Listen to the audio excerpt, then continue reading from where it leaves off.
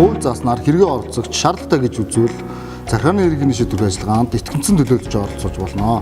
Итгэмжлэр төлөөлж байгаа этгээдийн бүрийн эрхийг оролцогч тодорхойлдог бөгөөд итгэмжлэлд төлөөлөгч гараа үсгэж зурж тамга тэмдэг дарсан байх, огноог бичих, хууль заасан бол ноторотор гिचтөвдөх ямар маргаанд оролцох итгэмжлийн хугацааг тодорхой заасан байх шаардлагатай. Хугацаа заасан итгэмжил 3 хүртэл жил байдаг бөгөөд харин хугацаа заагаагүй итгэмжил олсон өдрөөс хойш 1 жилийн хугацаанд хүчин төгөлдөр байдаг. Захиргааны иргэн шүүх итгэмжлэлд захиргааны иргэн хэний шийдвэрт тухай хуулийн 28 дугаар зүйлийн 28-ны 2 заасан эрхүүдийг тусаадан заасан байхыг шаарддаг тул хэргийн оролцогч нар үүнийг анхааруулж өгнө.